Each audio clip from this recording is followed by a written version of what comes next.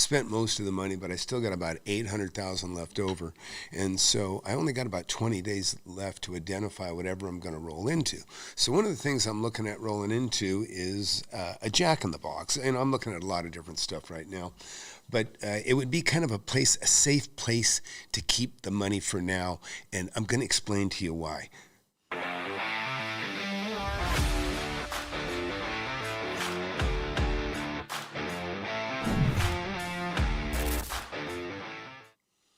Okay, so look, everybody's familiar with Jack in the Box. It's a national brand. But, not all national brands are necessarily healthy. And so I got to do my due diligence on this, and I want to explain to you how I do that and what I'm doing, just so you'll know if you ever want to do it, you'll do it. I'm also going to probably play around with Claude. If you're not familiar, I use a lot of AI here lately, and I urge you to do the same. And be sure to comment, and if you got any questions, you can in the chat there, and I'll certainly address anything and everything that you got here. So also, you can give me a heads up if the audio sounds good. I'd like to know that the audio is working well. Hey, Brendan, good to see you in here. Yeah, let me know if the audio is good, Brendan, please. And we'll see. I'll see. You can tell me how many people are in this chat, because I'm really not seeing how many are here. Okay, good. Audio's good. Glad to hear that. So look, if you just got here, I've been investing in real estate for 46 years. The kinds of properties I buy are the stuff that most people drive by every day. I'm not a fan of fake gurus. You'll see that I bash them quite a bit, or challenge them and that sort of thing. And it's because, this is what you would expect to see from somebody that really knows real estate. A portfolio where they bought, over 46 years, over 200 properties. And I got about 185 of them listed on here right now. I can't remember all, because I've done a lot of land as well. But also I got FlipAnything USA. This is a fantastic website. You'll see I've got the greatest success stories in real estate mentorship. Just go here. You'll see some of my students become multimillionaires in the last 5 years, a record I don't think anybody even comes close to holding out there in YouTube. Let me send those of you watching, have you felt like ever buying that type of an investment? Generally you're going to get a little bit of a lower return. And one of the things you'll see that sometimes when they have a higher return, like you get in a good growth city in a great neighborhood, and believe me, the Jack in the Box you see behind me here, that is not the exact one. I'm being a little bit cryptic because I'm an investor. I don't want anybody to actually find exactly what I'm looking for. But what I'm going to tell you is this particular property, the beauty of buying a national franchise like this is they take care of pretty much everything. You deliver a decent building from the beginning. It should have a good roof, and basically everything should work, right? In other words, if you're taking one over, or even if you build a brand new one, you're expected to provide an adequate shell, and that's all I ever want to own. All I ever want to own, I own hundreds of thousands of square feet of rentals, but all I ever want to do is I want to own the walls. My business is providing the 4 walls. That's it. And with a Jack in the Box, and I keep all my stuff pretty close by, right? Well, if I buy something like a Jack in the Box, I can actually buy that a little bit further away from where I live. And the reason being is I don't have to take care of it. Because it's triple net lease, but they take care of everything. It's within the contract, the lease that they have, and they want to understand that they're a business, and continuity is the most important thing, whether it's a McDonald's or anything else like that. McDonald's usually buys their own properties, but most of these places do not. But what they want to do is they want to maintain the roof, they want to maintain the parking lot, they want to maintain the bathrooms, they want to maintain everything on that building so it's the same. So wherever you go into a Jack in the Box in any city in the country, they want it to be the same. And that goes for all of them, right? And I'm talking about all national brands. So the advantage to you as a landlord is that you can buy something like this and you don't have to check on it every day, right? I'd like to see my stuff often, and I like to be nearby if it needs help, or if somebody says it's in distress, I want to go over and I want to look at it right away.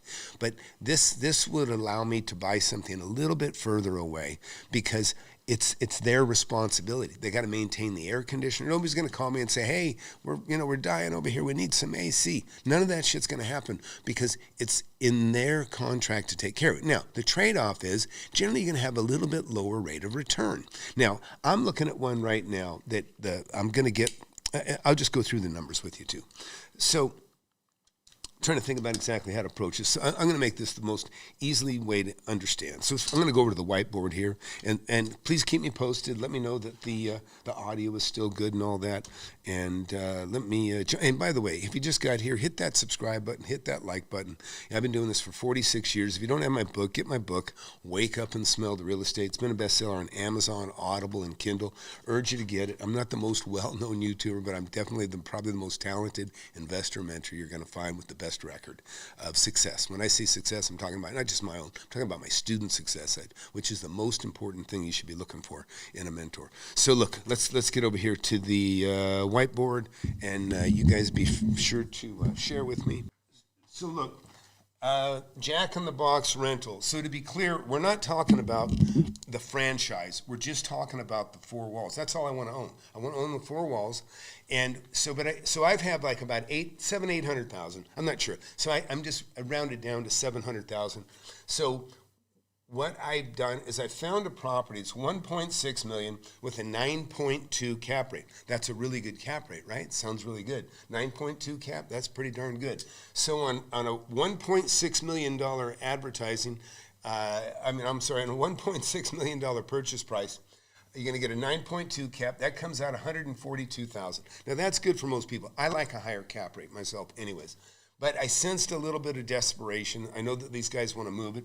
So I sent over an offer, hadn't heard back yet, 1.3 million, and basically I just want to have an 11 cap. And I'm going to tell you, AI is a wonderful thing. And I want you to understand some of the ways that you can use AI that I do. So this is, and believe me, everybody should be using AI. So listen to this real quick. You can listen. I'm going to do this with Claude right now. Check this out. So I'm using Claude for this here. Go to a new chat. Start this up. All right. So Claude, I have a Jack in the Box. I want to buy this thing. It's got a 9.2 cap at a $1.6 million purchase price. Now, if I want to turn that into a cap rate of 11%, what would I have to pay for the same property? Claude, say that again. I'm not sure what you're referring to. I haven't said Akron or anything like that yet. Okay, so let me explain again. I have a $1.6 million property that currently throws off a 9.2 cap rate.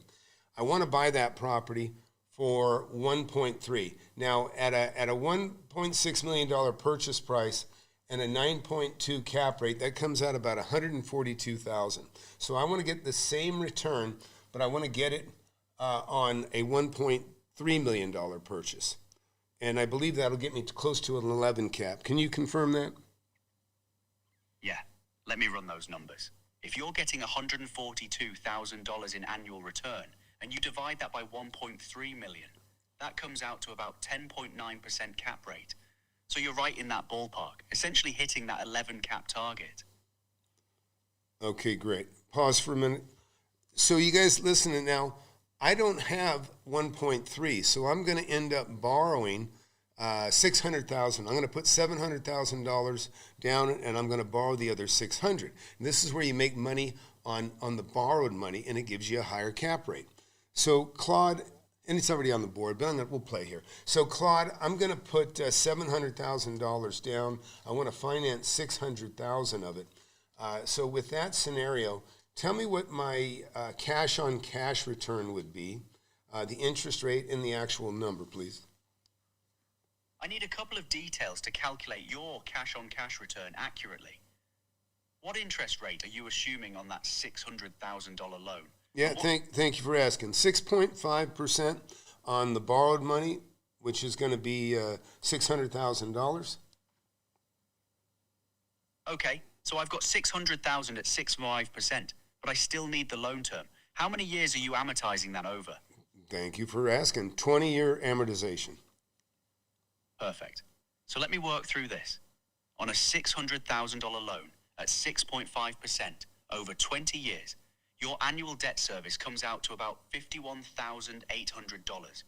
You're netting $142,000 in annual return, minus that $51,800, which leaves you about $90,200 in cash flow. Divide that by your $700,000 down payment, and your cash-on-cash return is roughly 12.9%. Okay, very good. And my numbers are just slightly off. I got 13.4, but okay, that's great. And so now give me what we know my cash on cash is 13.4, but let's talk about the actual cash flow. When you take the principal amount that I'll be paying, let's just take that out of the calculation. What will my net cash flow be? Right, so you're pulling out the principal pay down. Your annual debt service is about $51,800, but part of that is principal and part is interest. On a $600,000 loan at 6.5% in year one, you're paying roughly $39,000 in interest and about $12,800 in principal. So if you subtract just the interest portion from your $142,000 return, your net cash flow, excluding the principal paydown, is about $103,000 annually. Okay, that's if you add it back in, correct? Yes, exactly. Gotcha. The $103,000 is what you get when you add the principal back in, meaning it's your cash flow without that principal payment reducing it. All right. Thanks, Claude. All right, so I just want to demonstrate to you how simple it is to use AI to help you get to some numbers very quickly. I'm very good with math. Some people are not so good. So it's really good if you can do it in your head, and it's always a good fallback to have it. But you know what? You want to take advantage of these tools that are there. Brendan wrote, do you think this is a smart approach? Oh, dude, I'm not going to talk about your property right now. Sorry. Anyways, so the main thing here, and I'm going to give you some other things to think about. So now, why would they sell a Jack in the Box at a 9.2% return? So you have to look a little bit deeper. So one of the things that's really important to look for is, is Jack in the Box growing or is it shrinking? Is there a problem in that particular area? And let me pull up something else here. So let me get my iPad out here. I already made a couple of notes. All right, you guys see that. So one of the things you need to consider is, and this is what I'm looking at right now, what's the lease term? So a lot of these will have a lease term of 20 years, but the right to renew for an additional 20 years. And I've already got some of those details, but let's just say that I know they're going to be fixed there for 20 years, but after 20 years, they can, they renew every 5 years, generally how it goes, but they can renew every 5 years for another 20 years thereafter. So it makes you feel good as a landlord that, okay, good, I got potentially to have them there 40 years. But if you go in and you research and you find out that possibly Jack in the Box is shrinking and not growing at this time, it may be indicative to a problem. So what's the other thing you got to look at?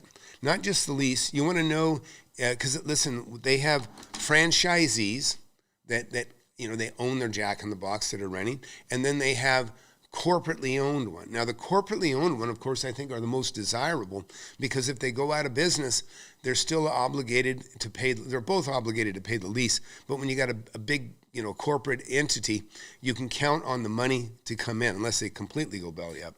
So ideally, the next thing I need to know is it owned by corporate or is it owned by an individual, right? And I don't even know that yet on the one that I'm looking at. But that is one of the key things that I'm interested to know. So again, franchisee or is it corporate?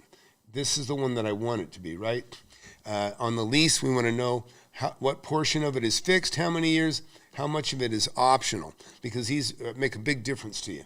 Now, is the business growing or shrinking? Which is actually another good thing to bring up for AI. So let's do that again right now. So Claude, I want you to take a look at Jack in the Boxes, let's say in Texas right now, or even overall.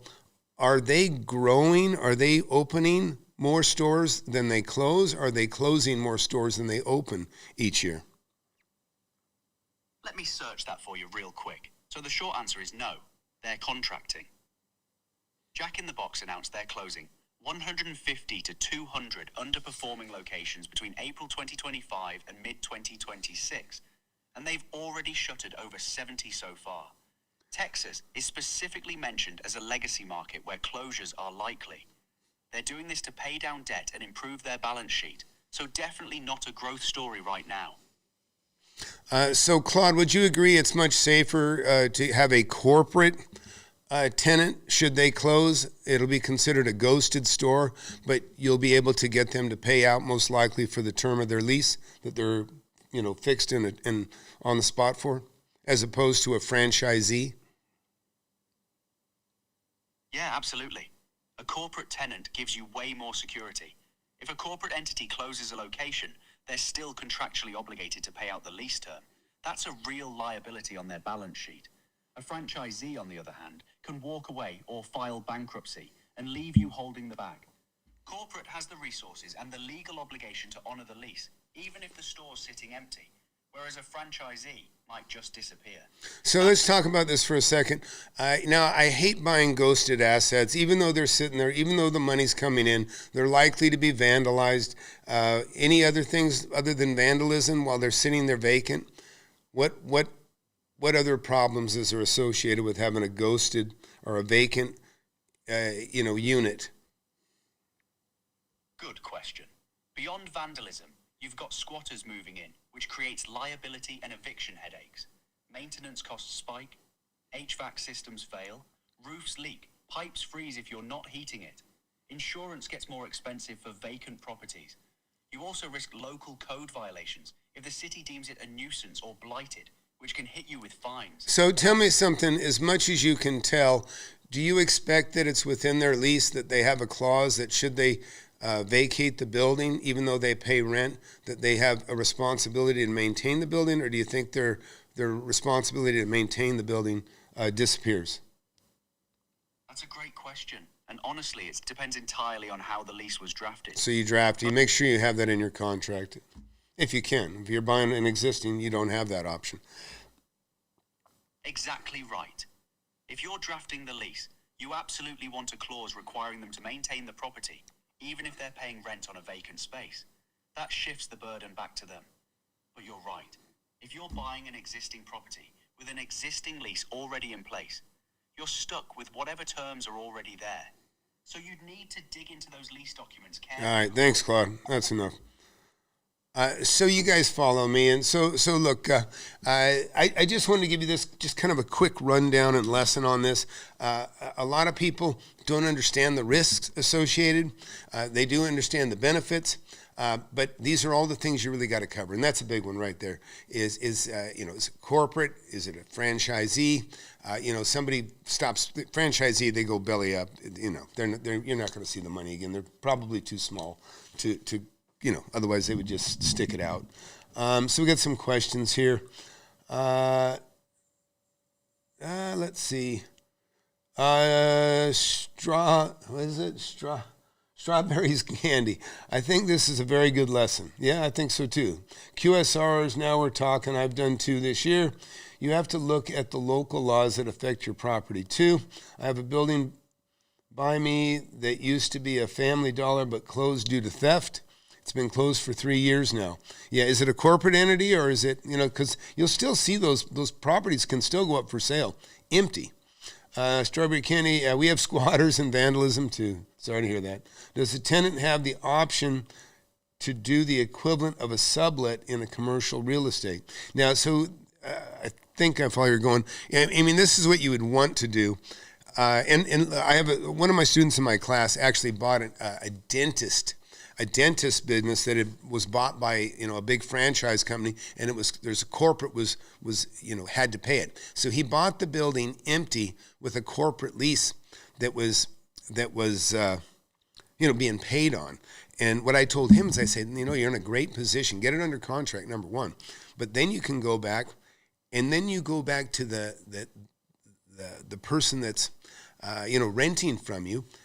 and you negotiate a buyout. You negotiate so that they can buy themselves out of the lease. If they have to pay you rent for the next 8 years and it's sitting empty, and you don't really want it to sit empty anyways, what you can do is say, hey, let's take that 8 years and let's just we'll instead of having 8 years of paying on an empty place, how about you pay 3 years right now, and I let you out of the lease. This is gold. Okay, I'm giving you gems here, by the way. So, anyways, just something to consider. And listen, anybody got any other questions here? I'd love to see them. Let me know if you like this content. Listen, I'm kind of all over the place with content, and as much as because I do so much. I buy anything and everything. The properties that I buy, that's my claim to fame here is I can throw a rock in either direction from where I'm sitting. A rock's throw away. I can hit something either direction. I can keep chucking that rock. I can hit offices, industrial, commercial, land, and tens of millions of dollars or even hundreds of millions. But I have hundreds of thousands of square feet that I have under current ownership right now. It brings me in millions of dollars every year. And so I know what I'm doing, and I like to share it with you. There's a lot of fake guru garbage out there, and this is the kind of thing that a fake guru can't do. They can't show you this. They don't even want to talk about what they own because it's so piss poor. So keep that in mind. Always ask good questions. If you're going to trust somebody with your money or pay somebody to teach you, make sure they have the real estate chops to do it. Let them show you. If they tell you how to do something, it's easy. Let them show you. Say, show me what you have. And anybody wants to know about anything, I'm always game to share with you. I have apartment buildings, I have commercial, I have restaurants, I have all kinds of stuff. I have chiropractors, everything you can imagine pretty much. Anything you drive by day to day in your community, I probably already own it or I have owned it at one time. So, but let me know you like the content, and believe me, if you want to help me, hit that subscribe button, hit that like button.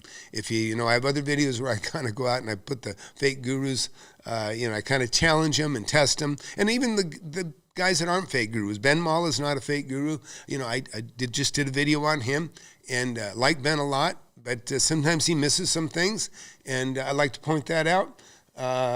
Ironwood wrote, Net Lease Advisor is a great site for average cap rates for these brands. Yeah, I get you, Josh. I don't really care what anybody else pays. You can go in there and listen, you go buy a Starbucks and get a 4.5 cap. So if you borrowed 100% of the money, you'd lose 2.5%, or you'd lose, 2% anyways. So it's very, very important. So Strawberry Road, I got scammed by a guru several years ago. Thank you for exposing the Vegas. Yeah, you're welcome, buddy. Listen, I have 4 kids under 30 years old, and they have varying interests. Not all real estate. Not everybody does what their dad does, but I've seen some stuff that they start leaning into, and then they're wise. They don't get fooled, and it's very important. Trust but verify, right? You want to trust, go ahead and trust, but verify, because if you verify, you may not trust anymore. So. Brendan wrote, yeah, my father was scammed big money like your dad. Yeah, you know me. I still want to find him. Yep, totally understand. So, yeah, my dad got burned. God, it's been like 50 years ago.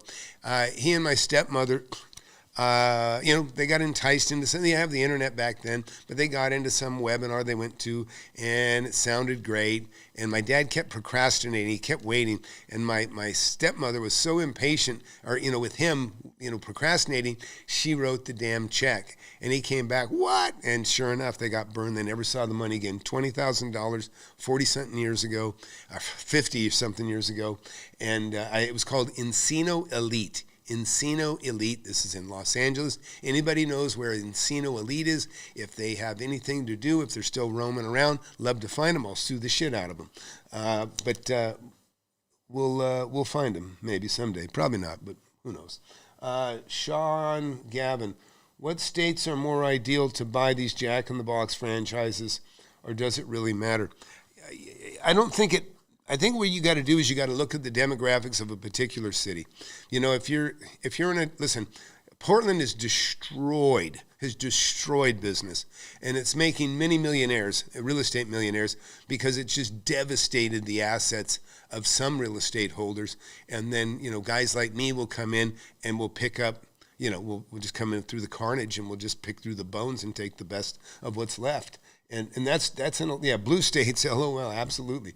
Blue states, no, there's no just kidding. It's the truth. It's absolutely the truth. Yeah, but anyways, so look, if you just got here, hit that subscribe button, and I'm going to probably go do another live here shortly. Please come back. I'm trying to knock out a few. I've actually got some plans to do some things this week, so I'm trying to get some content out today. You got somebody want me to I may do a fake guru video, or I'll find something. But I saw an interesting guy, Wayne something, a real estate agent. Sounds like he's been around 30 years. Now, listen, a real estate agent is not an investor. I mean, they can be very good at what they do as an agent, but not be a very good investor. And I have a lot of respect for some, and some I don't have much respect for at all. But overall, they're people like anybody else. They have their flaws, but we'll do it again soon. And please come back and come watch the next one.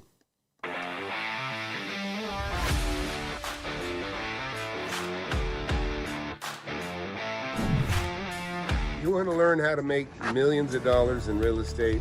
I've made tens of millions over my lifetime, and I'm showing people how to do it. Get in my free webinar. I have it every Thursday, 7 p.m. Central. Go to the link below, FlipAnythingUSA.com/webinar. Sign up for it. You can talk to me face-to-face if you want. Don't waste any time. Hit that subscribe button. Hit that like button. You don't want to miss my channel. I've been doing it for years.